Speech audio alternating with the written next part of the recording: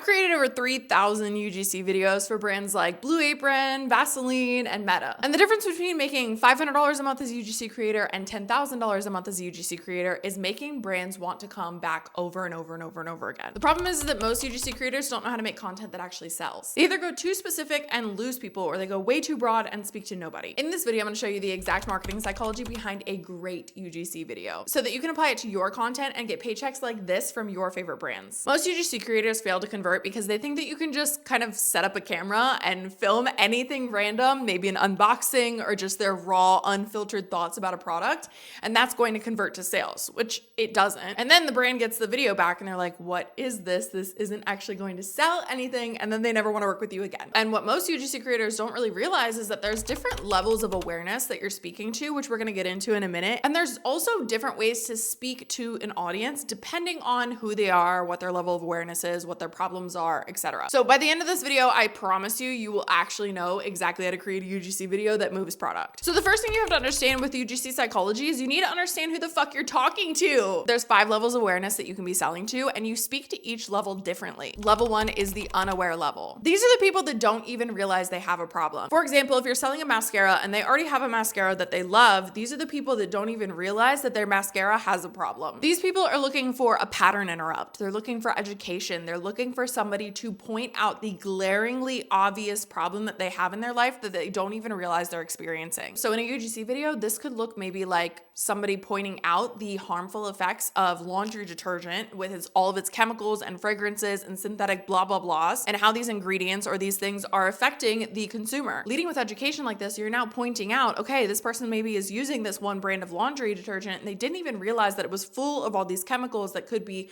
hormone disruptors or having some other effect on their life. Another example could be for like maybe a tax software. If somebody started freelancing this year and they started their first 1099 position, they don't realize that they have to save for taxes and that they aren't automatically getting taken out. If you don't understand taxes, you don't understand these things. You don't understand that you can have write-offs that you now lower your tax bill with. So you can start with education on exactly what a freelancer might be experiencing or a concern that a freelancer doesn't even realize they have yet. But when you speak to this person, you're speaking more broadly, more wide scale. You're not leading with the product. You're not saying something like, this blanket comes in 5 colors and it's 50% off today. They don't even know why they need the blanket yet. They don't even know that they have a problem that this blanket could solve yet. So you have to introduce the problem to them, typically through education, some sort of jarring study, some sort of jarring evidence, some sort of like kind of call out. I just got one of those brick devices the other day, and so it's like top of mind for me. This could also be a case where like somebody doesn't realize how bad their phone addiction is, and so you start pointing out or calling out these behaviors that they have and then introducing this brick product. Most of you probably don't even know what a brick product is. Basically turns your phone into a dumb phone or blocks whatever apps, and you have to tap your phone to it, and then you go to another room and whatever. It's not really important. Actually, you know what? That is the point. The point is that if you don't even know what a brick is, you don't even realize you have a problem with your phone addiction, you don't even realize you have a problem with relaxing, you wouldn't even realize that you needed this product until I pointed it out to you. The second level is going to be the problem aware. This is the person that's aware that they have a problem. They're just not really sure of the solution. So this could be someone that knows that they have aging skin, but they're not really sure what kind of serums or moisturizers to use. Or back to the freelancer that's having tax issues. Maybe it's somebody that knows that they have tax issues, or they know they have to pay their own taxes at the end of the year, but they have no idea how to keep track of everything. When you're talking to this person, you really need to agitate the problem. You really need to paint the before picture really, really vividly so that you can introduce the product as the solution. The third level of awareness is solution aware. This is the person that knows that they have a problem. They know what the solution is, but they're not necessarily sure which solution they're going to go with, or they know a few solutions. They're just not really sure what solution or what specific brand they're going to go with. So back to the aging skin, they know that serums exist. They know that they want a serum, but they're not exactly sure which serum is going to help them the best. Or since we've continued to use this freelancing tax software for this, this could be where they know that they need some sort of tax software that's going to track their expenses, track their deductions, track their income, but they don't really know which program they want to go with. There's, TurboTax, Keeper, blah, blah, blah, all these other platforms. So in this style video, you're going to be wanting to talk about why this is specifically the best solution. What are the differentiators of the solution compared to other solutions in the niche? And this is a really great time to insert a lot of social proof where you're talking about like maybe you tried other platforms, or your friend recommended you this platform, or somebody with authority recommended you this platform, or something like that. So with this level, you're not saying saying you need to track your taxes. You're not saying you need a tax software. You're saying you need this tax software. The fourth level is going to be brand aware. This is the awareness around the problem, the awareness around the solution, and the awareness around what the brand is that they're probably interested in. They just need a little bit more education on the brand. Now, this is where most people get stuck. They start talking directly to the brand aware people, but this is actually probably the smallest part of your audience. And if you think about this as an awareness funnel, there's going to be more people at the top that don't realize they have a problem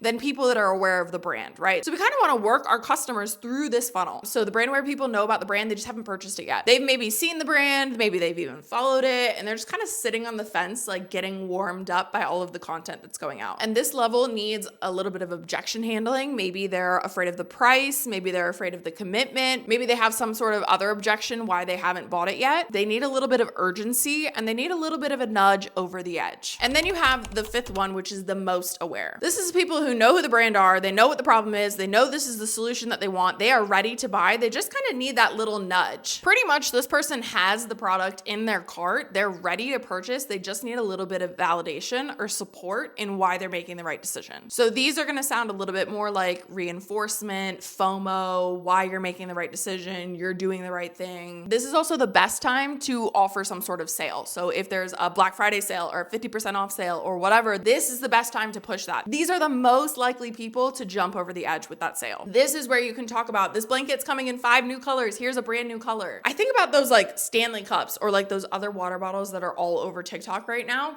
People at this point are very familiar with the water bottle. They know what the water bottle is or it's like the little whatever. So a lot of the advertisements you see on TikTok now are like, here's the new seasonal color. We're not talking about why you need this water bottle. It's basically like, you already have a bazillion of these. Here's why you should buy another one. And that's like the most aware people, right? This is where that Starbucks cup addiction came from, or the Stanley cup addiction, or now these modern whatever cup addictions that are happening. So the first thing you have to understand when you're creating a UGC video is where exactly in the funnel are we falling, because that's going to determine who you're speaking to, how you're speaking to them, and how you structure this video. You don't want to talk about the 5 colors the blanket comes in if somebody doesn't even know why they need the blanket. You're going to lose people immediately. So you need to understand who exactly are we talking to in the funnel, and understanding that you're going to have more top of funnel people to talk to than you are bottom of funnel people to talk to. So this is just kind of a funnel that we're running our clients through, or we're running our ideal customers through, and you need to understand where in the funnel they are so that you can speak directly to their pain points. The second marketing psychology hack is you need to speak like the consumer, not like the brand. One of the fastest ways that you can kill your UGC video is speaking exactly like the back of a freaking product label. Everybody can read the back of a product label. Everybody can read a website. Your goal is to get them to the website so that they will read it. In this case, I think about something like this microphone, right? Like, you don't need to know that this microphone has like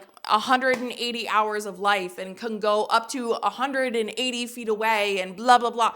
You don't need to know those things because you're like, I got a $20 microphone. My $20 microphone is good enough. I don't really know why I would need a more expensive microphone. That microphone's like $200. Why would I need that, right? But if I'm talking to you like a content creator that has struggled with the pops and the crackles and having to refilm content because the sound was terrible, not having a reliable microphone, this is the most reliable microphone I've ever used. I will never buy another microphone again because it's the most incredible thing I've ever used. That's going to speak to you way more than some technical crap that you don't care about. Think about it this way. If your best friend texts you and is like, oh my God, girl, you will never believe the jeans that I found today. They were so freaking incredible. My ass looks amazing. Like, you will not believe how soft and comfortable and stretchy these jeans are. Like, I literally would sleep in these jeans. That is going to be way more effective at convincing you to try the damn jeans than if your best friend texted you and said, yeah, I found these jeans and they have like this like specific cut and they have like a bazillion threads, and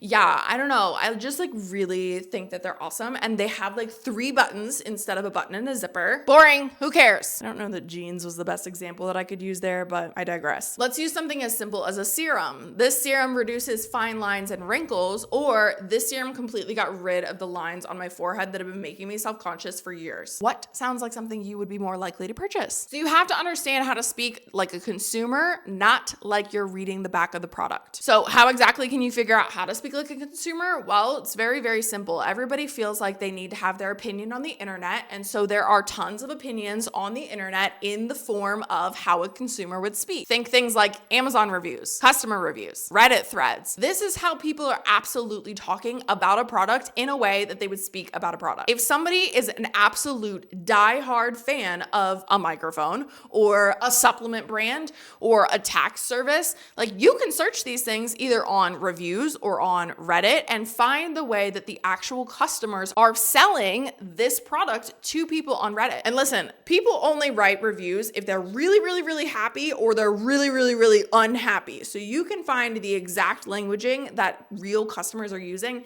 that's not like, it's got 1.5 milliamps and 62,000 thread count, and no, nobody cares. Now, on the same lines of this is you can use like these little markers that really help kind of turn up the intensity on the authenticity and the reliability of a review or a video or a UGC video that you're doing.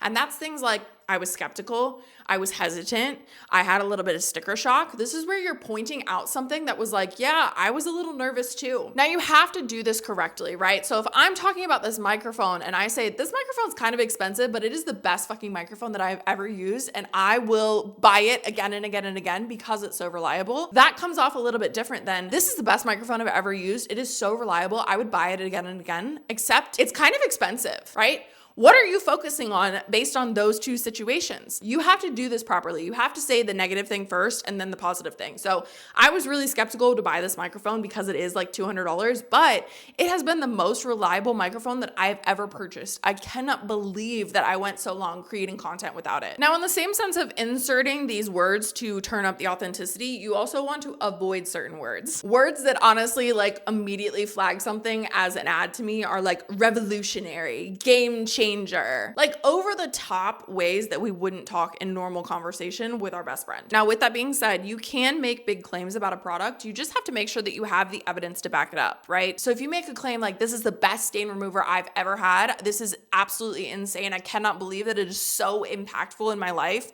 You probably wouldn't say it like that, but you get what I'm saying. Like, you better have some physical before and afters of removing ketchup, blood, wine, things that are super hard to remove historically. Like, you have to actually have proof and visuals to back up a claim, because that's the only way a consumer will believe it. And then the last thing to be aware of when you're speaking like the customer and not the brand is being too polished. This is where we want everything to look perfect. We want everything to be like the perfect framing, the perfect angle, the perfect words. There's no stumbling. But actually, studies show that if you stumble over your words in a sales video, people are more likely to believe it because they feel like it's more authentic. They feel like it's more raw. That's why the Gen Z shake or putting down the camera right when you start a video is so impactful in marketing, because people feel like you had something that you had to share with them immediately, and it was so juicy and so good that you had to share it with them right now. You had no need to polish anything. You just sat it down and just started talking. You're building trust with your audience without even realizing it by allowing yourself to be imperfect. And so this is one of the biggest things that UGC creators struggle with, is this idea that everything has to be the perfect angle, the perfect shot, the perfect lighting. They're like, I'm not perfect. Perfect. That's exactly what we want as UGC creators. The third step is understanding the persuasion psychology. Now, when you're creating a UGC video, everybody knows that the first 3 seconds is the most important part of the UGC video. This is where 80% of your effort should be spent in creating, because this is what's going to determine whether or not you stop the scroll. So this is where the most research should go in. This is where you should spend most of your time thinking, what is the hook going to be? What's it going to look like? What's it going to sound like? What's going to be on the screen? What's the text going to look like? All of that is so important. So for example, the other day, I actually turned in a video to a brand where we did a brand new hook that was like a pattern interrupt. So the video actually started with a visual of me with my phone sitting in a basket. The phone was on 0.5 facing up. So basically it's an upward angle of me holding a basket in a store, and I'm walking and I set the basket down and then I start talking in the basket. So the first part was like a voiceover. I'll just show you the hook. I hate to be one of those people that films in the store, but I just want to show you some essential business items that you can write off on your taxes courses that could save you thousands. This hook had a 54% stop rate, which is incredibly high for a hook. Because the pattern interrupt, it looks different than everything else on the feed. Now with this hook, going back to the 5 levels of awareness, you have to understand how each level would be pattern interrupted, right? So the unaware person will be pattern interrupted by some education. The problem aware person would be pattern interrupted by a pain point and driving into that pain point. The solution aware would also be pattern interrupted by a little bit of problem, but more with authority, right? So maybe something like my uncle's a doctor, and when I told him that I was struggling with this bloat, this is the number one thing he recommended to me. The brand aware and the most aware would be more pattern interrupted with like a sale or a FOMO or some sort of reason that they should be buying right now. Also, studies show that our brain can only really focus for like 3 to 5 seconds at a time. So if you have different changing scenes every 3 to 5 seconds, this also serves as a pattern interrupt. If you notice on social media, something that's really popular these days is moving around to a different location for every single delivery of every single line. And that's a pattern interrupt in itself. It helps to re-engage your focus. It helps to increase retention. It's just all around a really good idea. Now, the second thing about persuasion psychology is understanding the psychology of specificity. This is where you want to be very specific about your results. For example, I made $847 in my first month is a lot more impactful than I made money fast. If you use specific numbers, time frames, those are going to build credibility. So if you say my skin went from this to this in 3 months, you tell people what to expect and how long it takes them to expect it. Or I lost 83 pounds in 27 days. Like this, that's crazy. That would never happen. But this power of specificity, you're like, okay, like I'm locked in. I feel like you're being very real with me. And that's kind of the point here, is that you feel more connected to the viewer, or the viewer feels more connected to you because they feel like you're being very honest and transparent about your results. I sent 387 pitches, 27 brands answered, and I signed 5 brand deals. Like this is the power of specificity. The third thing you want to understand with this persuasion psychology is the idea between emotional triggers and logical triggers, because we don't make purchases with logic. We make purchases with emotion. When I bought this microphone, I didn't spend $150 on this microphone because it had the best logical stats. I spent $150 on this microphone because I was so sick of having to refilm my content or having pops and crackles and poor audio. I was so sick of what it felt like as a content creator to struggle with my audio. I wanted something that was going to completely change that experience for me, that was going to make content creation smoother, easier, simple, faster. We don't make purchasing decisions because the price makes sense or the stats make sense. We make purchasing decisions because we feel emotionally enough that we need to make a change. I think about even like UGC Mastery Academy, right? People don't join UGC Mastery Academy because we have 12 weeks of courses and one-on-one coaching and I'll teach you how to edit and I'll teach you how to do blah, blah, blah. They don't join for the specifics of it. They join for the one-on-one coaching. They join for the confidence building of having somebody tell them they're doing the right thing or they need to make changes. So when you can speak directly to the problem that the person is having and clearly explain how this product is the best solution for them, that's when you create a UGC video that converts. The next thing you want to look at is social proof. Now you want to use social proof very intentionally and for the right awareness. For example, if you have somebody that's unaware of the problem that they have, using an authority figure as social proof is really impactful, right? My uncle's a doctor and he said that this, and this is not normal, right? This authority figure is going to help you persuade somebody that they have a problem, right? Now, somebody that's maybe problem aware needs to be moved into a solution aware. Maybe you use some sort of more close,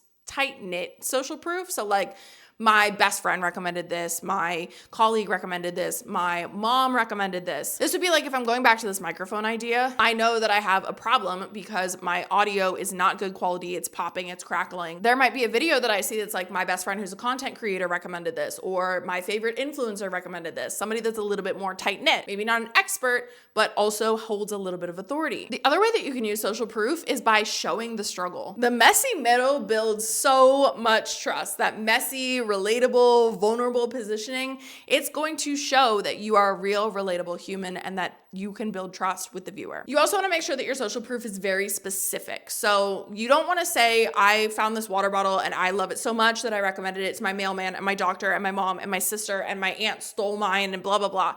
Like, number one, you're spreading the circle a little bit too wide. Number two, it's not the natural cycle of growth or natural cycle of referral that would happen. Even if you loved the water bottle, you're probably not going to recommend it to that many people. You're probably not going to recommend it to your mailman. So keeping the social proof more realistic, smaller scale is going to be more impactful. This is also more impactful than saying something like 500 5-star reviews. Now, there's a caveat to this, because if it's a product that's like maybe on Amazon where there's a ton of different products to look at, let's say you're looking up a hair tie on Amazon. There's so many different hair ties. So saying something like 50,000 5-star reviews for something that's on Amazon, which is like a marketplace of products, that can be impactful. But honestly, still, I think it's more impactful to be specific. And maybe you say, my big sister recommended these hair ties to me because my thick hair, it just won't fit in these hair ties. The other thing that you can focus on when you are creating your videos is objection handling through conversation. So you can either put the objections that you know the viewer is going to have on yourself. So like, I was struggling with this, or I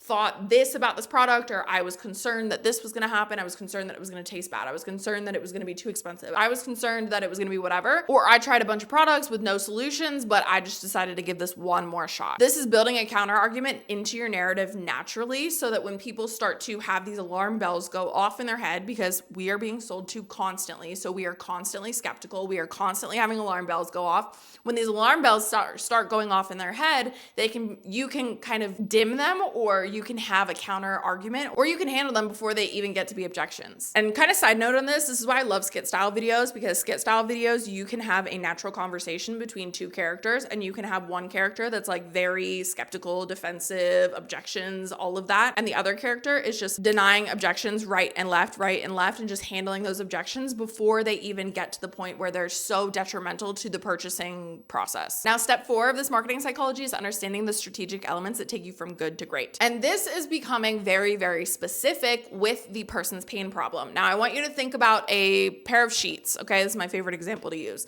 There is a set of sheets. Now, everybody has sheets. Okay, so you're not telling people that they need to buy sheets because they need sheets. You're convincing people that they need to buy these sheets rather than the sheets that they already have. So they have to have some differentiating thing. They have to have some standout key selling point. They have to have something that's going to make them want to buy it. And you have to understand exactly who you're talking to. So what I like to do when I'm creating UGC videos is I like to picture the person that I'm actually talking to. So if I have these sheets, let's say I'm selling these sheets to a 31-year-old woman who is really, really busy. She's a corporate baddie, and she has this new boy that she's dating.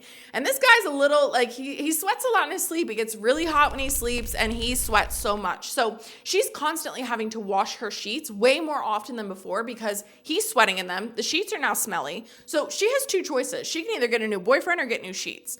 Now, the problem that most people have, or the problem that most people do, is they either go way too broad and they speak to nobody, or they go way too detail oriented and they, again, speak to nobody. So going way too broad would be like, these sheets come in 10 colors and they are cooling and they are comforting and they're so soft and I love them and they're made with love. Going too specific would be like, these have 365 gazillion threads and they are made with love and they are made in India and they have these technical features and they are silver infused. Okay, you did nothing for me on either of those. So how exactly would you speak to this ideal client? Well, this ideal client that we have, she has two problems. Number one, her boyfriend sleeps way too hot. And number two, she's freaking busy and she has to wash all her sheets all the time, which is crazy. So how exactly do we use this psychology to strategically speak to this person in a way that's not too specific, but specific enough? Well, I would tell her that these sheets have cooling technology, so they actually help to regulate your body temperature while you're sleeping, so you won't be waking up a sweaty mess anymore. They also have this silver technology that helps to fight bacteria, so you can actually wash your sheets 3 times less. Great. We just solved both of her problems in ways that actually make sense to her. If you don't think that she's gonna want those sheets immediately in her cart, then you are crazy. The second thing to understand with these strategic elements is how to paint the picture of the before, right? If you don't elicit some emotion from the viewer, you're never going to get them to the part where you're talking to them about the product. So you have to be so crystal freaking clear on what their problem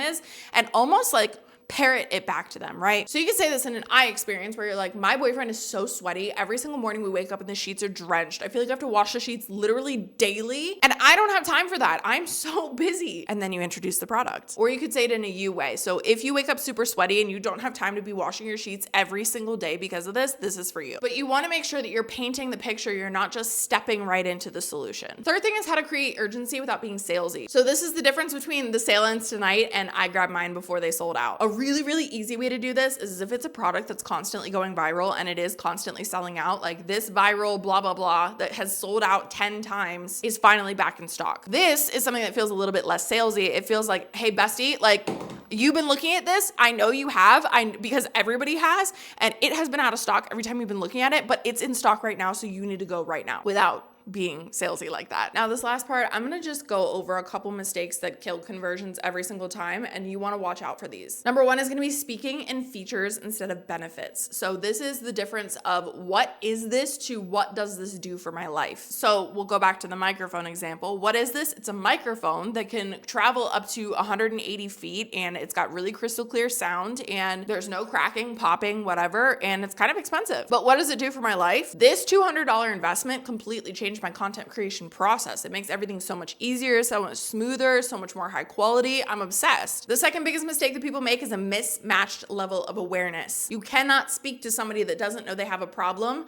as if they already know what the brand is. The further up you get in the funnel, so the less aware the consumer is, the more you want to spend time storytelling instead of selling. This is where you're digging into that relatable problem. You're talking about how you were searching for all kinds of answers. You really were not sure what to do. You were struggling with this problem, blah, blah, blah. All of the reasons and education on why they might have this problem or might need a possible solution that they don't even realize they have the problem of. You're gonna spend more time on that than you are actually talking about the product and actually selling the product. Now, the people that are super aware of the problem, aware of the solution, and need just a little bit more push on why exactly this solution is the best solution, you'll spend a little bit more time selling on the features, the benefits to that person than you would anybody else. And then the third biggest mistake that people make is trying to make their UGC sound like QVC or some sort of commercial. We are constantly being sold to. We have constant stimulus going into our brands. We are constantly on guard because we are constantly in this consumer world, right? And so we are always having these alarm bells go off, alarm bells go off, alarm bells go off. You want your UGC to feel authentic, to feel like you're talking to your best friend, to feel relatable, to feel like you are actually helping this person, not being like a sleazy car salesman. Like all of us hate car salesmen because we're like, ugh, why are you pushing me? Ew, gross. Like you are just talking to your best friend about a product that you love. That's all. If you enjoyed this video, then you should come to my next free live UGC masterclass. Click the link below and sign up, and I'll see you there.